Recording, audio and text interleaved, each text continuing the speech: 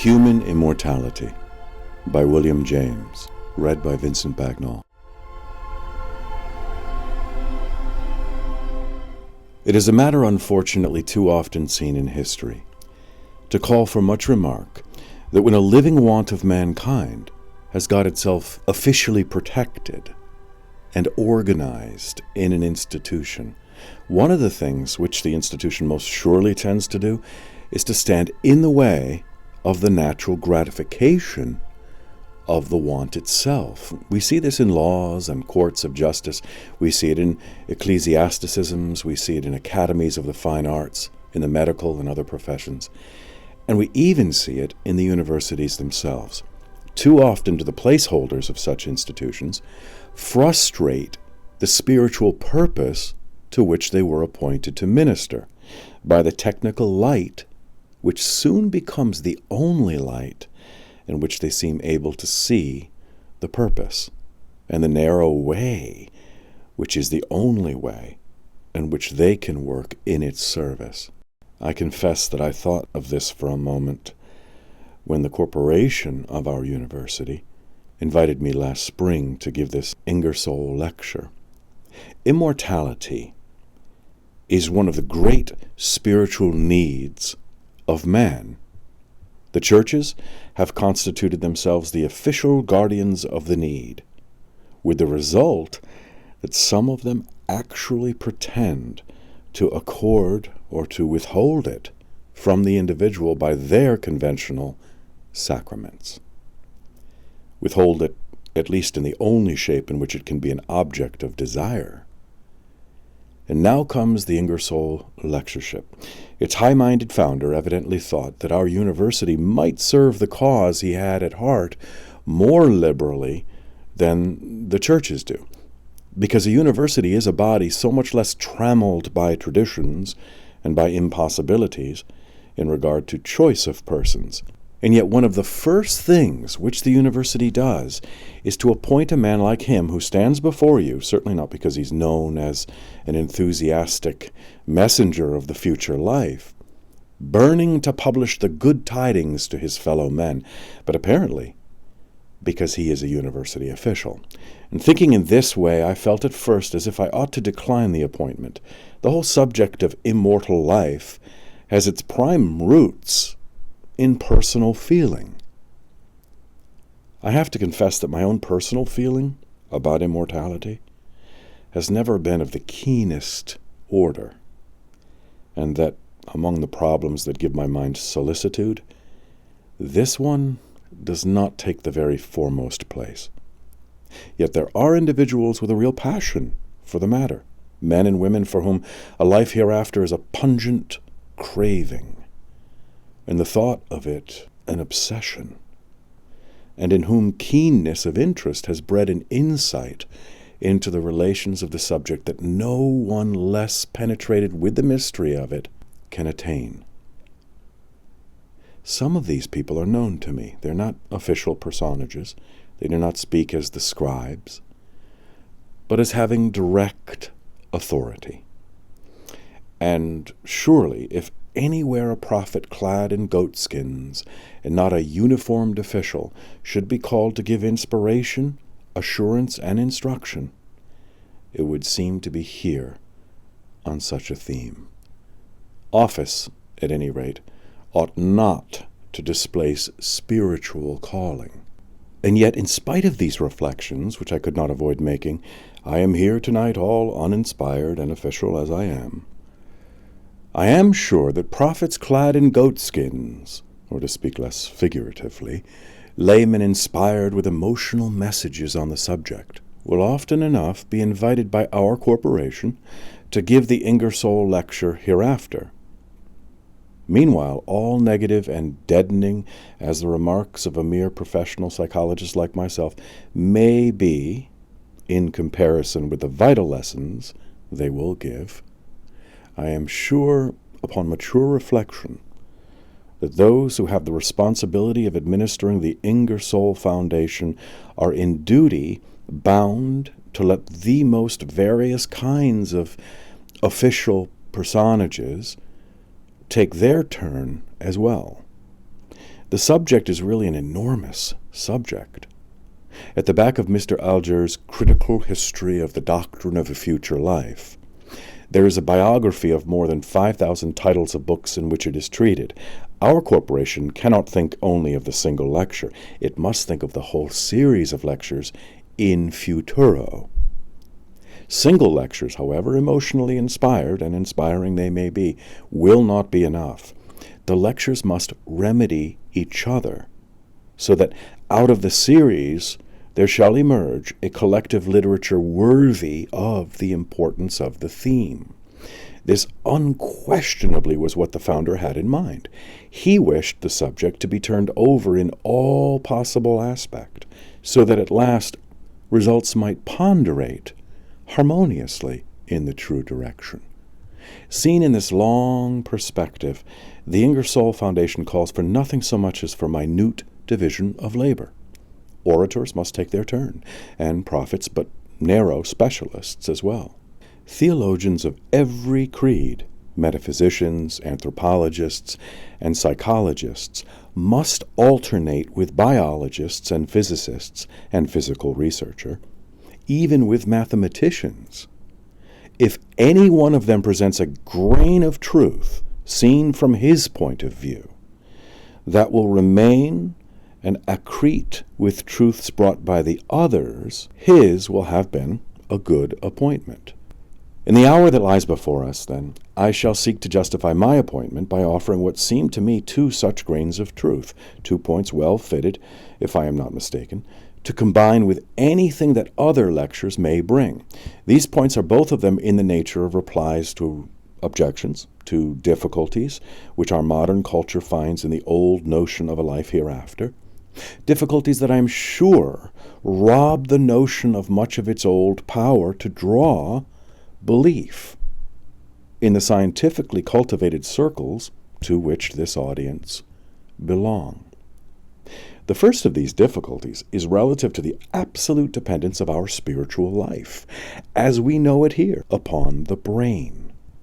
One hears not only physiologists, but numbers of laymen who read the popular science books and magazines saying all about us, how can we believe in life hereafter when science has once for all attained to proving beyond possibility of escape that our inner life is a function of that famous material, the so-called gray matter of our cerebral convolutions? How can the function possibly persist after its organ has undergone decay? Thus, physiological psychology is what is supposed to bar the way to the old faith. And it is now, as a physiological psychologist, that I ask you to look at the question with me a little more closely. It is indeed true that physiological science has come to the conclusions cited, and we must confess that in so doing, she has only carried out a little farther the common belief of mankind. Everyone knows that arrests of brain development occasion imbecility, that blows on the head abolish memory or consciousness, and the brain stimulants and poisons change the quality of our ideas. The physiologists and pathologists have only shown this generally admitted fact of a dependence to be detailed and minute. What the laboratories and hospitals have lately been teaching us is not only that thought in general is one of the brain's functions, but that the various special forms of thinking are functions of special portions of the brain. When we are thinking of things seen, it is our occipital convolutions that are active. When we are thinking of things heard, it is a certain portion of our temporal lobes. When of things to be spoken, it is one of our frontal convolutions. Professor Flechsig of Leipzig, who perhaps more than anyone may claim to have made the subject his own, considers that in other special convolutions, those processes of association go on, which permit the more abstract processes of thought to take place. I could easily show you these regions if I had here a picture of the brain. Moreover, the diminished or exaggerated association of what this author calls the Körperfühlsphäre with the other regions accounts, according to him, for the complexion of our emotional life, and eventually decides whether one shall be a callous brute or criminal, an unbalanced sentimentalist, or a character accessible to feeling and yet well poised. Such special opinions may have to be corrected, yet so firmly established do the main positions worked out by the anatomists, physiologists, and pathologists of the brain appear, that the youth of our medical schools are everywhere taught unhesitatingly to believe them. The assurance that observation will go on to establish them ever more and more minutely is the inspirer of our contemporary research. And almost any of our young psychologists will tell you that only a few belated scholastics, or possibly some crack-brained theosophist or physical researcher, can be found holding back and still talking as if mental phenomena might exist as independent variables in the world. For the purposes of my argument now, I wish to adopt this general doctrine as if it were established absolutely, with no possibility of restriction. During this hour, I wish you also to accept it as a postulate, whether you think it incontrovertibly established or not. So I beg you to agree with me today in subscribing to the great psychophysiological formula. Thought is a function of the brain. The question is then, does this doctrine logically compel us to disbelieve in immortality?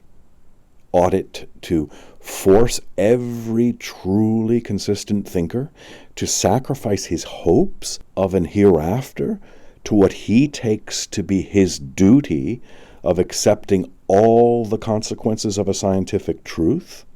Most persons imbued with what one may call the puritanism of science would feel themselves bound to answer this question with a yes. If any medically or psychologically bred young scientist feels otherwise, it is probably in consequence of that incoherency of mind of which the majority of mankind happily enjoy the privilege. At 1 hour, scientists; at another, they are Christians or common men, with the will to live burning hot in their breasts and holding thus to two ends of the chain. They are careless of the intermediate connection. But the more radical and uncompromising disciple of science makes the sacrifice, and sorrowfully or not, according to his temperament, submits to giving up his hopes of heaven. This, then, is the objection to immortality. And the next thing in order for me is to try to make plain to you why I believe that it has in strict logic no deterrent power. I must show you that the fatal consequence is not coercive, as is commonly imagined, and that even though our soul's life, as here below it is revealed to us, may be, in literal strictness, the function of a brain that perishes, yet it is not at all impossible, but on the contrary quite possible, that the life may still continue when the brain itself is dead. The supposed impossibility of its continuing comes from too superficial a look at the admitted fact of functional dependence. The moment we inquire more closely into the notion of functional dependence and ask ourselves, for example, how many kinds of functional dependence there may be, we immediately perceive that there is one kind, at least, that does not exclude a life hereafter at all. The fatal conclusion of the physiologist flows from his assuming offhand another kind of functional dependence and treating it as the only imaginable kind. When the physiologist who thinks that his science cuts off all hope of immortality pronounces the phrase, "thought is a function of the brain," he thinks of the matter just as he thinks when he says, steam is a function of the tea kettle.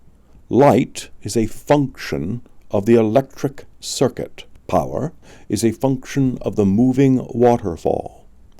In these latter cases, the several material objects have the function of inwardly creating or engendering their effects, and their function must be called productive function, just so he thinks it must be with the brain. Engendering consciousness in its interior, much as it engenders cholesterol and creatine and carbonic acid, its relation to our soul's life must also be called productive function. Of course, if such production be the function, then when the organ perishes, since the production can no longer continue, the soul must surely die. Such a conclusion as this is indeed inevitable from that particular conception of the facts. But in the world of physical nature, productive function of this sort is not the only kind of function with which we are familiar. We have also releasing or permissive function, and we have transmissive function. The trigger of a crossbow has a releasing function. It removes the obstacle that holds the string and lets the bow fly back to its natural shape. So when the hammer falls upon a detonating compound, by knocking out the inner molecular obstructions, it lets the constituent gases resume their normal bulk, and so permits the explosion to take place. In the case of a colored glass, a prism, or a refracting lens, we have transmissive function. The energy of light, no matter how produced, is by the glass sifted and limited in color, and by the lens or prism determined to a certain path and shape. Similarly, the keys of an organ have only a transmissive function. They open successively the various pipes and let the wind in the air chest escape in various ways. The voices of the various pipes are constituted by the columns of air trembling as they emerge. But the air is not engendered in the organ. The organ proper, as distinguished from its air chest, is only an apparatus for letting portions of it loose upon the world in these peculiarly limited shapes. My thesis is now this, that when we think of the law that thought is a function of the brain, we are not required to think of productive function only. We are entitled also to consider permissive or transmissive function, and this the ordinary psychophysiologist leaves out of his account. Suppose, for example, that the whole universe of material things, the furniture of earth and choir of heaven, should turn out to be a mere surface veil of phenomena, hiding and keeping back the world of genuine realities. Such a supposition is foreign neither to common sense nor to philosophy. Common sense believes in realities behind the veil, even too superstitiously. And idealistic philosophy declares the whole world of natural experience as we get it to be but a time mask, shattering or refracting the one infinite thought, which is the sole reality, into those millions of finite streams of consciousness known to us as our private selves. Life, like a dome of many-colored glass, stains the white radiance of eternity. P.B. Shelley, Adonais, stanza 52. Suppose now that this were really so, and suppose, moreover, that the dome, opaque enough at all times to the full supersolar blaze, could at certain times places grow less so, and let certain beams pierce through into this sublunary world. These beams would be so many finite rays, so to speak, of consciousness, that they would vary in quantity and quality as the opacity varied in degree. only at particular times and places would it seem that, as a matter of fact, the veil of nature can grow thin and rupturable enough for such effects to occur. But in those places, gleams, however finite and unsatisfying, of the absolute life of the universe are from time to time vouchsafed. Glows of feeling, glimpses of insight, and streams of knowledge and perception float into our finite world. Admit now that our brains are such thin and half-transparent places in the veil. What will happen? Why, as the white radiance comes through the dome with all sorts of staining and distortion imprinted on it by the glass, or as the air now comes through my glottis, determined and limited in its force and quality of its vibrations by the peculiarities of those vocal cords which form its gate of egress and shape it into my personal voice.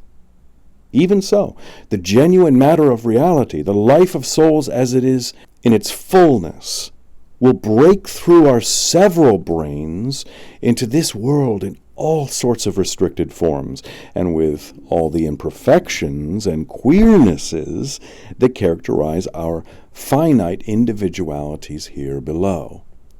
According to the state in which the brain finds itself, the barrier of its obstructiveness may also be supposed to rise or fall. It sinks so low when the brain is in full activity that a comparative flood of spiritual energy pours over. At other times only such occasional waves of thought as heavy sleep permits get by, and when finally a brain stops acting altogether, or decays, that special stream of consciousness which it subverted will vanish entirely from this natural world. But the sphere of being that supplied the consciousness would still be intact, and in that more real world with which, even whilst here, it was continuous, the consciousness might, in ways unknown to us, continue still.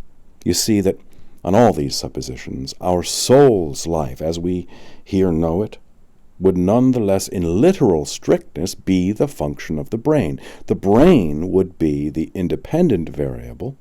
The mind would vary dependently on it.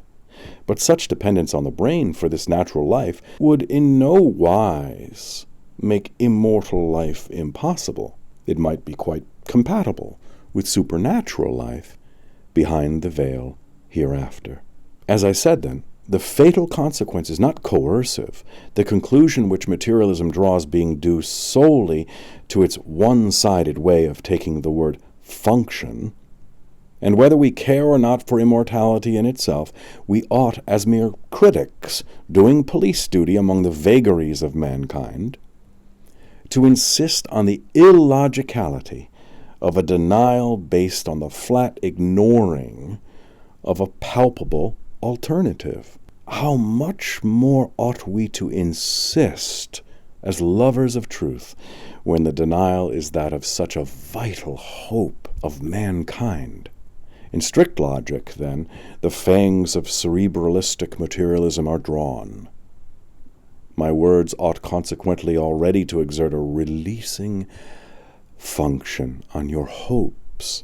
You may believe henceforward, whether you care to profit by the permission or not. But, as this is a very abstract argument, I think it will help its effect to say a word or two about the more concrete conditions of the case.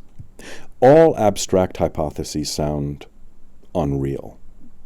And the abstract notion that our brains are colored lenses in the wall of nature, admitting the light from the supersolar source, but at the same time tinging and restricting it, has a thoroughly fantastic sound.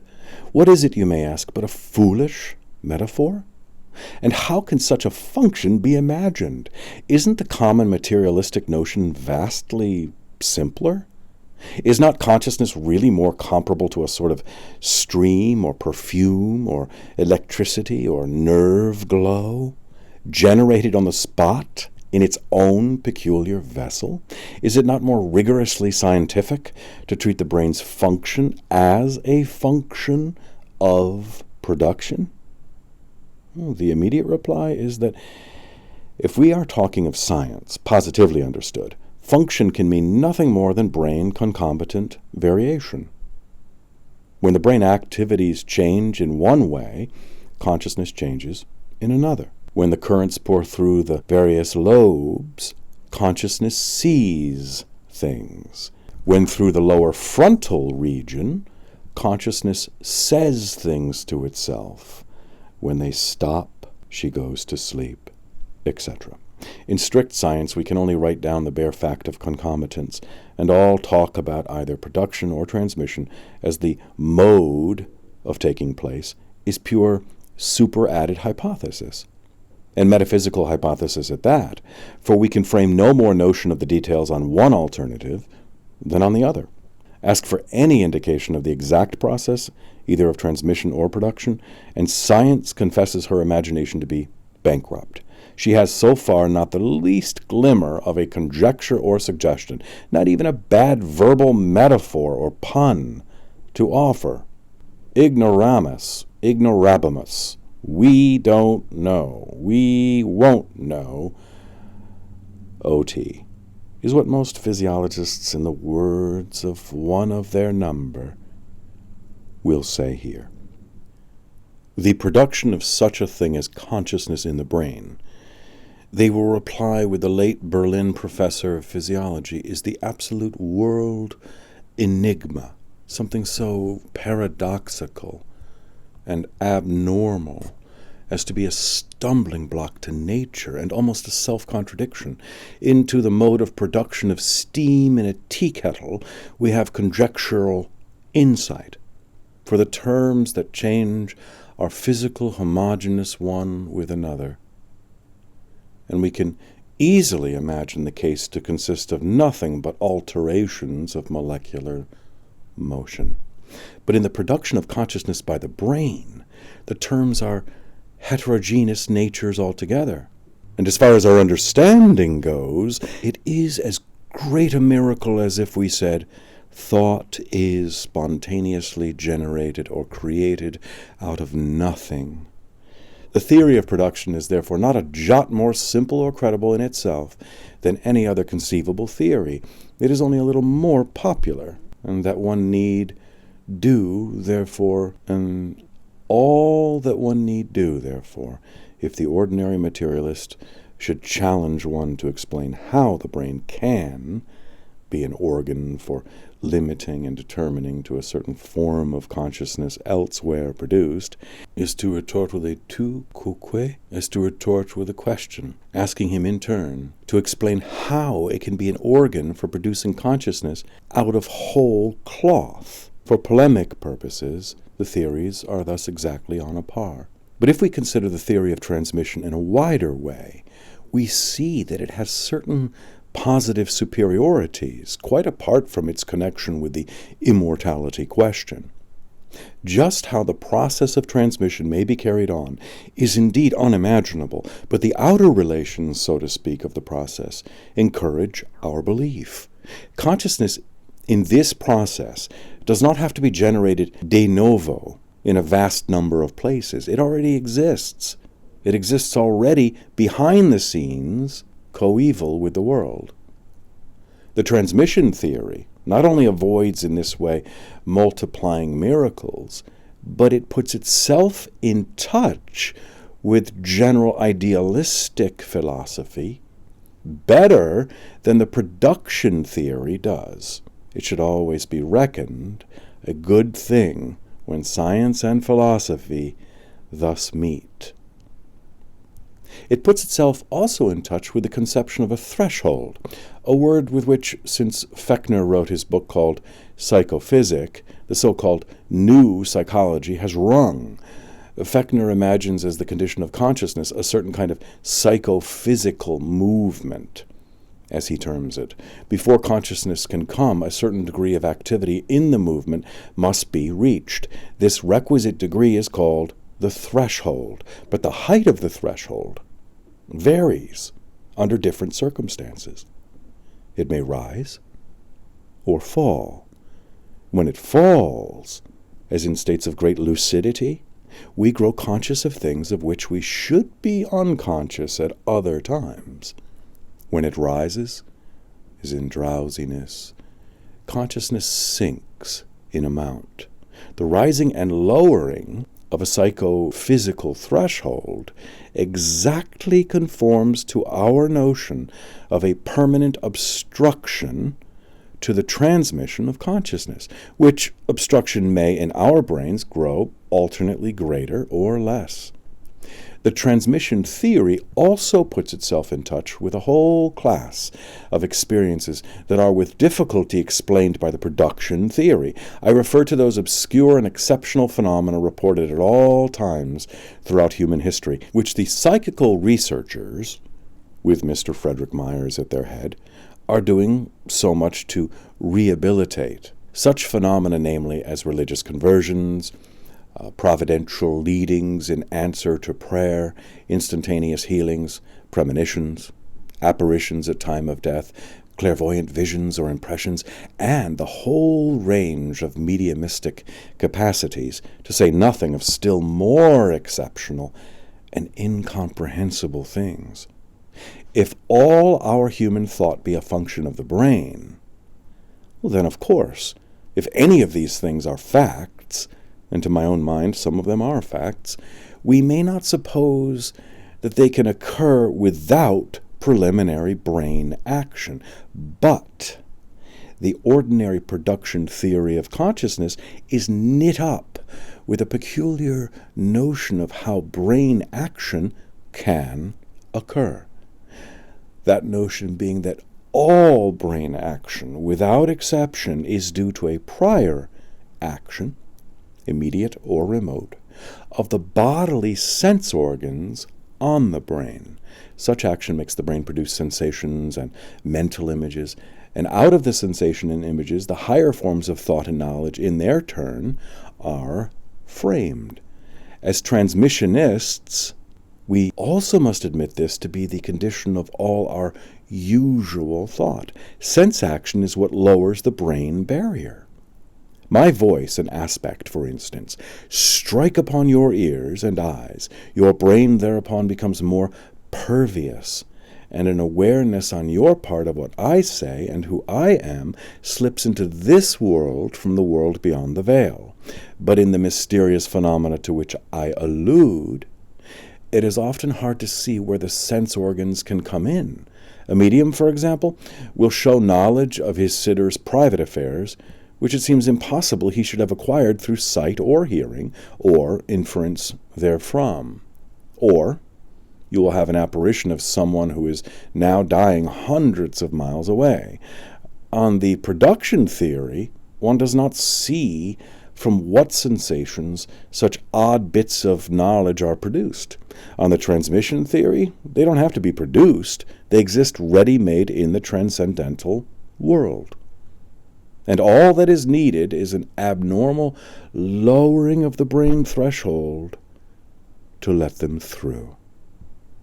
In cases of conversion, in providential leadings, sudden mental healings, etc., it seems to the subjects themselves of the experience as if a power from without, quite different from the ordinary action of the senses or of the sense-led mind, came into their life, as if the latter suddenly opened into that greater life in which it has its source. The word influx, used in Swedenborgian circles, well describes this impression of new insight or new willingness sweeping over us like a tide. All such experiences, quite paradoxical and meaningless on the production theory, fall very naturally into place on the other theory. We need only suppose the continuity of our consciousness with a mother sea to allow for exceptional waves occasionally pouring over the dam. Of course, the causes of these odd lowerings of the brain's threshold still remain a mystery on any terms. Add, then, this advantage to the transmission theory, an advantage which I am well aware that some of you will not rate very high. and also add the advantage of not conflicting with a life hereafter. And I hope you will agree with me that it has many points of superiority to the more familiar theory. It is a theory which, in the history of opinion on such matters, has never been wholly left out of account, though never developed at great length. In the great orthodox philosophic tradition, the body is treated as an essential condition to the soul's life in this world of sense. But after death, it is said the soul is set free and becomes a purely intellectual and non-appetitive being. Kant expresses this idea in terms that come singularly close to those of our transmission theory. The death of the body, he says, may indeed be the end of the sensational use of our mind, but only the beginning of the intellectual use. The body, he continues, would thus be not the cause of our thinking, but merely a condition restrictive thereof. And although essential to our sensuous and animal consciousness, it may be regarded as an impeder of our pure spiritual life.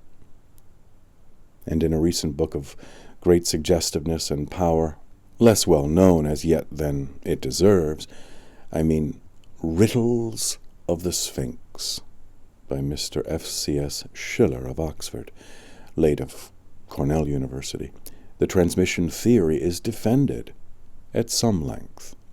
But still you will ask, in what positive way does this theory help us to realize our immortality in imagination? What we all wish to keep is just these individual restrictions, these self-same tendencies and peculiarities that define us to ourselves and others and constitute our identity, so-called.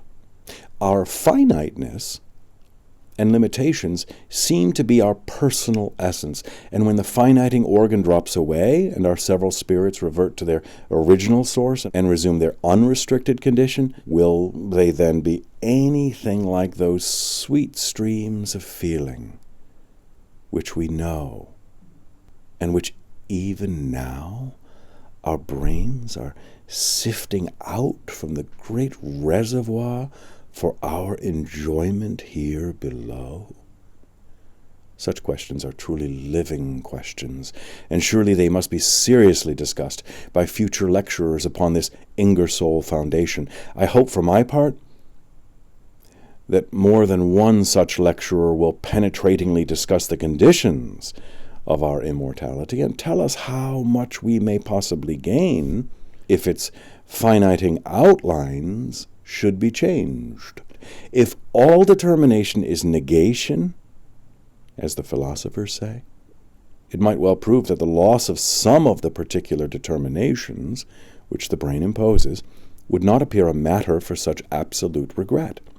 But into these higher and more transcendental matters I refuse to enter upon this occasion, and I proceed during the remainder of the hour to treat of my second point, fragmentary and negative as it is, as my first one has been.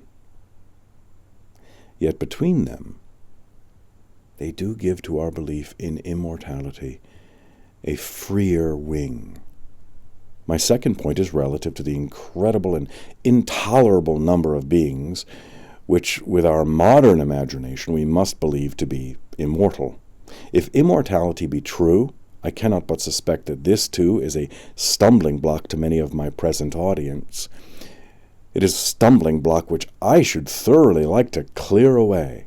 It is, I fancy, a stumbling block of altogether modern origin, due to the strain upon the quantitative imagination, which recent scientific theories and the moral feelings consequent upon them have brought in their train.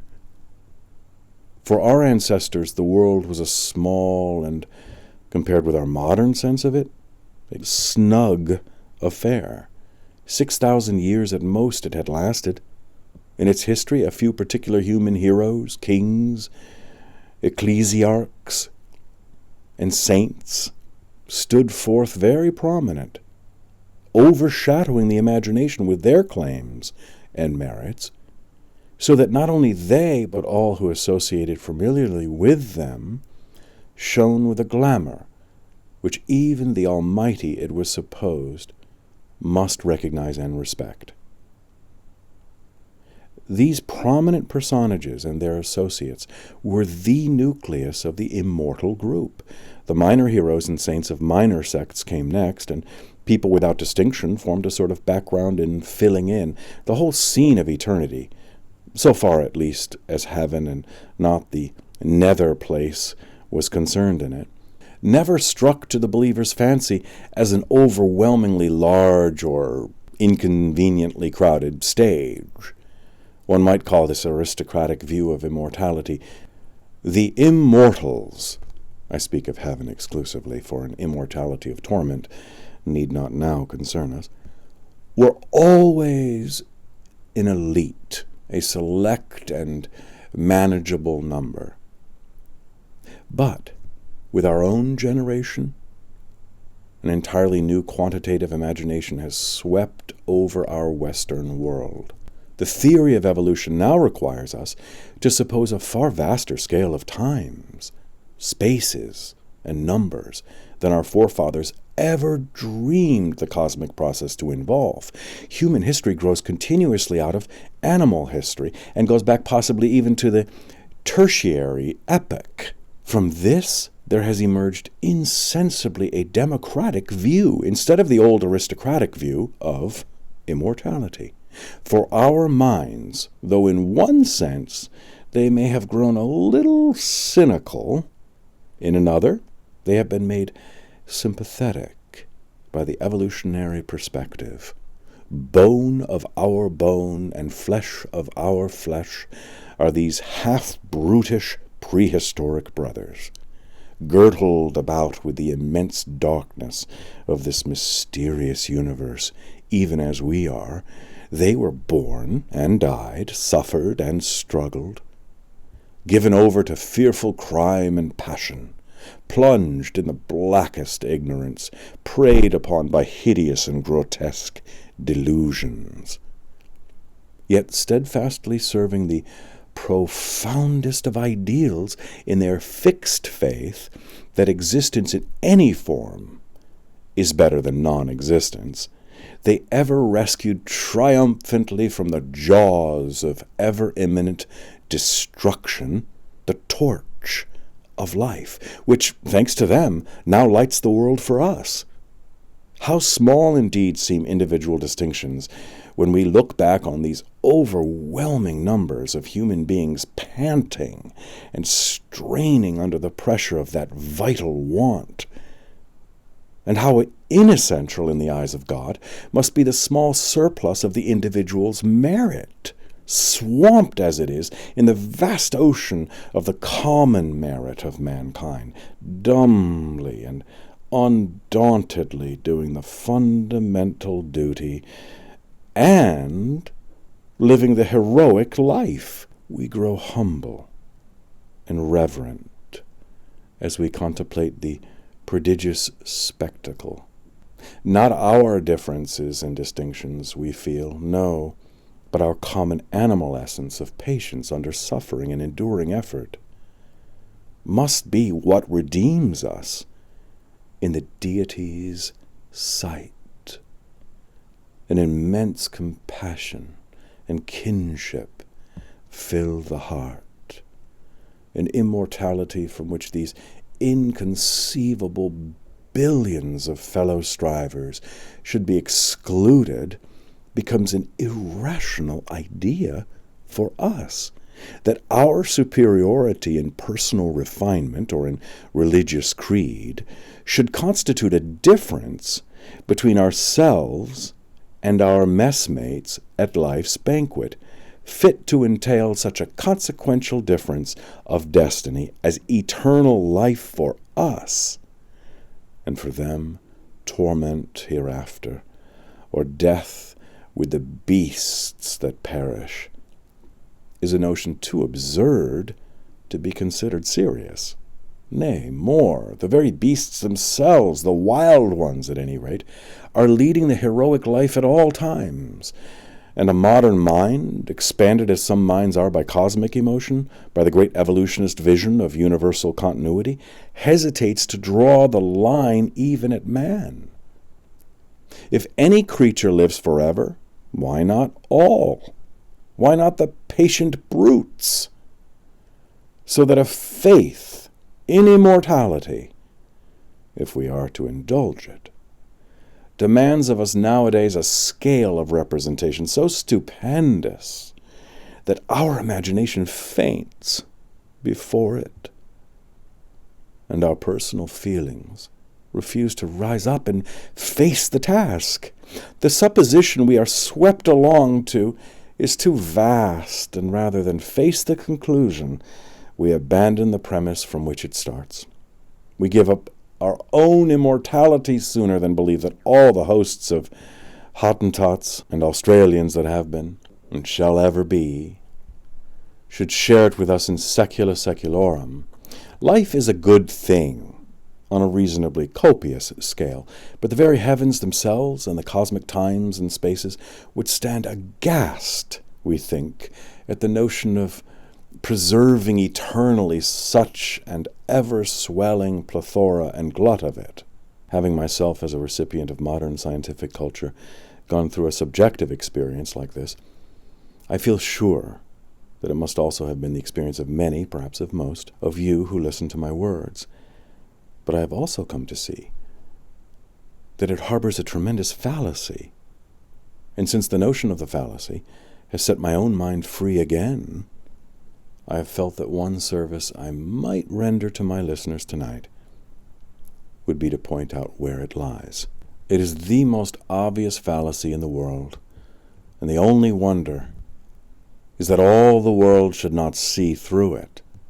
It is the result of nothing but an invincible blindness from which we suffer, an insensibility to the significance of alien lives, and a conceit that would project our own incapacity into the vast cosmos and measure the wants of the absolute by our own puny needs. Our Christian ancestors dealt with the problem more easily than we do. We indeed lack sympathy, but they had a positive antipathy for these alien human creatures, too. And they naively supposed the deity to have antipathy, too. Being as they were heathen, our forefathers felt a certain sort of joy in thinking that their Creator made them as so much mere fuel for the fires of hell. Our culture has humanized us beyond that point, but we cannot yet conceive them as our comrades in the fields of heaven. We have, as the phrase goes, no use for them, and it oppresses us to think of their survival. Take, for instance, all the Chinamen. Which of you here, my friends, sees any fitness in their eternal perpetuation unreduced in numbers? Surely not one of you. At most you might deem it well to keep a few chosen specimens alive, to represent an interesting and peculiar variety of humanity. But as for the rest, what comes in such surpassing numbers, and what you can only imagine in this abstract summary collective manner, must be something of which the units, you are sure, can have on individual preciousness. God himself, you think, can have no use for them. An immortality of every separate specimen must be to him and to the universe as indigestible a load to carry as it is to you. So, engulfing the whole subject in a sort of mental giddiness and nausea, you drift along, first doubting that the mass can be immortal, then losing all assurance in the immortality of your own particular person, precious as you all the while feel and realize the latter to be. This, I am sure, is the attitude of mind of some of you before me. But is not such an attitude due to the veriest lack and dearth of your imagination? You take these swarms of alien kinsmen as they are for you, an external picture painted on your retina, representing a crowd oppressive by its vastness and confusion. As they are for you, so you think they positively and absolutely are. I feel no call for them, you say. Therefore there is no call for them. But all the while, beyond this externality, which is your way of realizing them, they realize themselves with the acutest internality, with the most violent thrills of life. 'Tis you who are dead, stone dead, and blind and senseless in your way of looking on. You open your eyes upon a scene of which you miss the whole significance. Each of these grotesque or even repulsive aliens is animated by an inner joy of living as hot or hotter than that which you feel beating in your private breast. The sun rises, and beauty beams to light his path. To miss the inner joy of him, as Stevenson says, is to miss the whole of him. Not a being of the countless throng is there whose continued life is not called for, and called for intensely by the consciousness that animates the being's form, that you neither realize nor understand nor call for it, is an absolutely irrelevant circumstance. That you have a saturation point of interest tells us nothing of the interests that absolutely are. The universe, with every living entity which her resources create, creates at the same time a call for that entity and an appetite for its continuance.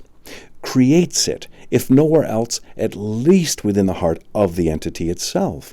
It is absurd to suppose, simply because our private power of sympathetic vibration with other lives gives out so soon, that in the heart of infinite being itself there can be such a thing as plethora or glut or supersaturation. It is not as if there were a bounded room where the minds in possession had to move up or make place and crowd together to accommodate new occupants. Each new mind brings its own edition of the universe, of space, along with it, its own room to inhabit, and these spaces never crowd each other. The space of my imagination, for example, in no way interferes with yours. The amount of possible consciousness seems to be governed by no law analogous to that of this so-called conservation of energy in the material world. When one man wakes up, or one is born, another does not have to go to sleep or die in order to keep the consciousness of the universe a constant quantity. Professor Wundt, in fact, in his System of Philosophy, has formulated a law of the universe which he calls the law of increase of spiritual energy, and which he expressly opposes to the law of conservation of energy in physical things.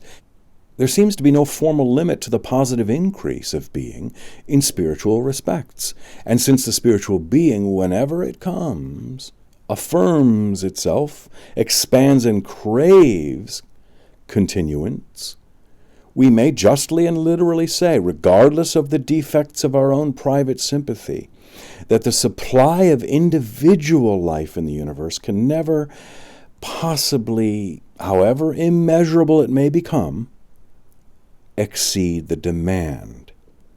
The demand for that supply is there the moment the supply itself comes into being. For the being supplied demand their own continuance. I speak, you see, from the point of view of all other individual beings, realizing and enjoying inwardly their own existence. If we are pantheists, we can stop there. We need then only say that through them, as through so many diversified channels of expression, the eternal spirit of the universe affirms and realizes its own infinite life. But if we are theists, we can go farther without altering the result. God, we can say, has so inexhaustible a capacity for love that his call and need is for a literally endless accumulation of created lives. He can never faint or grow weary, as we should, under the increasing supply. His scale is infinite in all things. His sympathy can never know satiety or glut. I hope now that you agree with me that the tiresomeness of an overpeopled heaven is a purely subjective and illusory notion, a sign of human incapacity, a remnant of the old, narrow-hearted aristocratic creed, "Revere the Maker, lift thine eye up to his style and manners of the sky." And you will believe that this is indeed a democratic universe in which your paltry exclusions play no regulative part. Was your taste consulted in the peopling of this globe? How then should it be consulted as to the peopling of the vast city of God? Let us put our hand over our mouth like Job, and be thankful that in our personal littleness we ourselves are here at all. The deity that suffers us, we may be sure, can suffer many another queer and wondrous and only half delightful thing. For my own part, then, so far as logic goes, I am willing that every leaf that ever grew in this world's forests and rustled in the breeze should become immortal. It is purely a question, are the leaves so or not? Abstract quantity and the abstract needlessness in our eyes of so much reduplication of things so much alike have no connection with the subject, for bigness and number and generic similarity are only manners of our finite way of thinking, and considered in itself and apart from our imagination, one scale of dimensions and of numbers for the universe is no more miraculous or inconceivable than another. The moment you grant to a universe the liberty to be at all, in place of the non-entity that might conceivably have reigned. The heart of being can have no exclusions akin to those which our poor little heart sets up. The inner significance of other lives exceeds all our powers of sympathy and insight. If we feel a significance in our own life which would lead us spontaneously to claim its perpetuity, let us be at least tolerant of like claims made by other lives, however numerous, however unideal they may seem to us to be. Let us, at any rate, not decide adversely on our own claim, whose grounds we feel directly, because we cannot decide favorably on the alien claims, whose grounds we cannot feel at all. That would be letting blindness lay down the law to sight.